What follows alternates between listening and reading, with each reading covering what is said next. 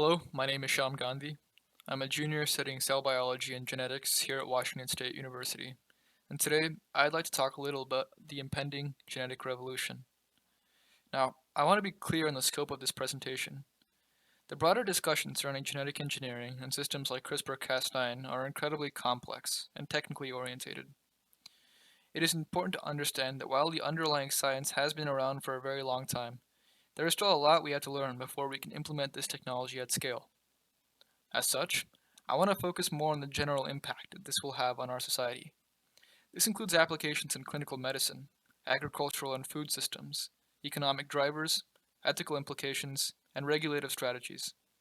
It is my hope that a rudimentary understanding of these factors will result in a more informed public, capable of making rational decisions based on available data. Now, what do I mean when I talk about the so-called genetic revolution?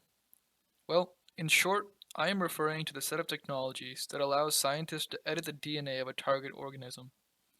In this case, this set of technologies includes CRISPR-Cas9, a tool that will allow us to make genomic edits much like you would edit a Word document. Scientists first identify a region of target DNA and develop a complementary set of guide RNA.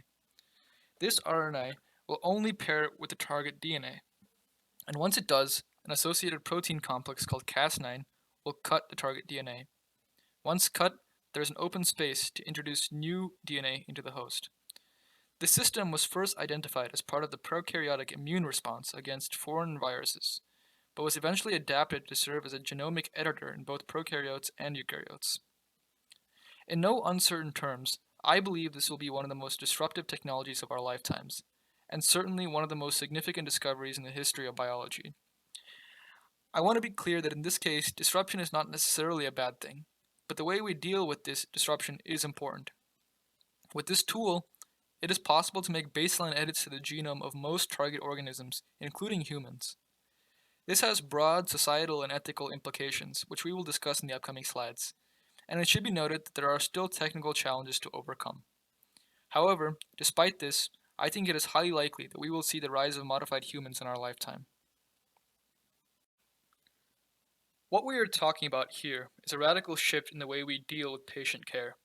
It will be possible to eradicate a majority of genetic diseases, including cystic fibrosis, Down syndrome, Huntington's disease, Alzheimer's, and others.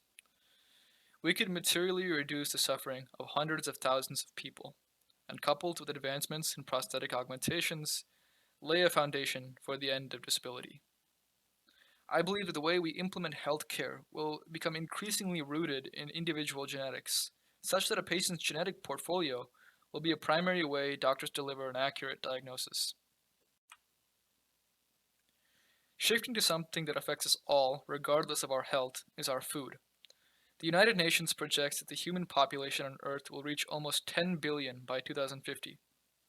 The question is, how do you feed an additional 2.5 billion people, many of whom will be born in underdeveloped or developing nations? The situation becomes worse when we factor in the effects of man-made climate change.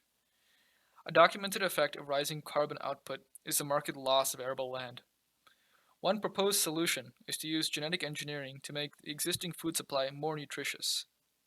If we can meaningfully double the caloric output of rice, for example, then each pound of rice we ship is worth more to the end consumer. There are already experiments running today that will determine if it's possible to increase the amount of beef a cow produces, increasing beef output using the same amount of cows. It is important to note that much of our current farming practices are environmentally unsustainable, and genetic engineering is just one tool in alleviating that stress.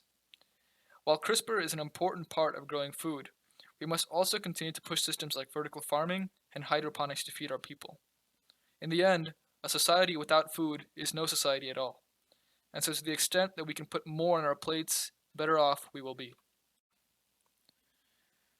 Perhaps the most daunting and lucrative component of the genetic revolution will be the unbridled economic growth. Current market analysis estimates that CRISPR and the wider biomedical industry will be worth over $10 billion in the next 4 years. To date, there has already been over $300 million allocated in venture funding for startups in this field, which together already account for a staggering $3 billion market cap. The biggest marker for investors should be the transition of this technology from a research setting to wider human medicine. Relevant players in this field will include traditional pharmaceutical giants like Pfizer and Johnson & Johnson, but we should also be on the lookout for smaller, more agile startups that leverage AI and machine learning algorithms to improve efficacy rates. Due to the large initial investment, as well as the infrastructure requirements, I predict that the centers of this economic growth will be in the United States, Europe, and China. Thus far, we have looked at the potential upsides of genetic engineering, but we should be clear in understanding that there are still a myriad of ethical implications that we must consider before deploying this technology at scale. The long term health impacts of CRISPR are still unknown, and it is not clear that altering the genome in one place does not have an adverse effect in another place. Human germline editing, or the genetic editing of sex cells, is still hotly disputed, and moratoriums arising from ethical malpractice are observed by many researchers across the world. Then, there is the concern of non medical modifications. DNA is DNA, and in practice, there is nothing differentiating the DNA that causes disease from the DNA that causes eye color. A couple may decide, for example, that their child should have green eyes or brown skin, and make that change using CRISPR. Such modifications strike at the very heart of our shared existence, and it will make us ask ourselves, what does it mean to be human? Finally, there are a variety of social justice concerns that we must consider. In our quest to end disability, if we leave out the voice of the disabled community, then we risk doing grave harm to them. As we implement these technologies, we must also make sure that we are serving our underrepresented communities of color with the same fidelity as other populations. In discussing these ethical challenges, we must also draft an appropriate regulative framework. Unfortunately, I remain skeptical of my own government and its ability to do this. At the moment, there is a lack of international consensus on human genetic engineering. The existing legislative apparatus in the United States is largely ineffective in addressing the long term impacts of this technology and kicks the problem down the line. Governments should first and foremost be educated on the ramifications of genetic engineering and uphold their commitment to human rights in their regulated response. A major risk is the problem of non state actors. Here, the inexpensive nature of this technology works against us. Labs can be created in garages using commercially available equipment and minimal requisite knowledge. Theoretically, there is nothing stopping a terrorist network from setting up a lab to modify a pathogen to be more deadly or to resist treatment. This is largely a question of risk management.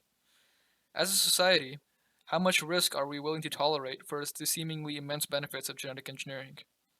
How we answer that question will be a defining characteristic of the next 30 to 40 years and will radically reshape the human experience. With that, I just want to present my sources and say thank you.